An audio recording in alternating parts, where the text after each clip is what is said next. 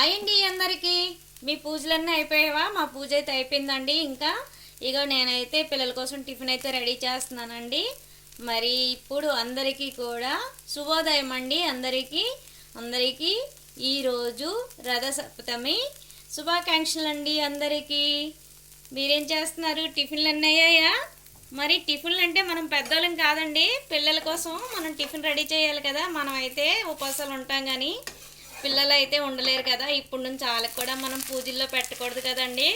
అందుకోసం అనమాట మనమే పూజల్లో ఉండేసి కొంచెం పిల్లలకైతే టిఫిన్లు అవన్నీ మనం రెడీ చేసి పెట్టుకుంటే బాగుంటుంది కదా. అందుకోసం అయితే మన పూజలన్నీ అయిపోయేవి. ఇప్పుడైతే నేనైతే పిల్లల కోసం అని నేనైతే టిఫిన్ రెడీ చేస్తున్నానండి. మరి నేను దోశ చేసుకున్నాను. ఇంకా దోశ అయ్యింది చేయడం. పెసర దోశ అండి. నిన్నే నేను పెసలు నానబెట్టుకున్నాను, దోశ చేశాను. తర్వాత దాంతో కొంచెం పచ్చడి అండి. ఇగోండి పల్లీలు, శనగపప్పు అండి, పుట్నాల పప్పుతో నేనైతే చట్నీ తయారు చేశానండి. ఈ దోశతో ఈ చట్నీ అయితే బాగుంటుందండి, అందుకని నేనైతే చేశాను.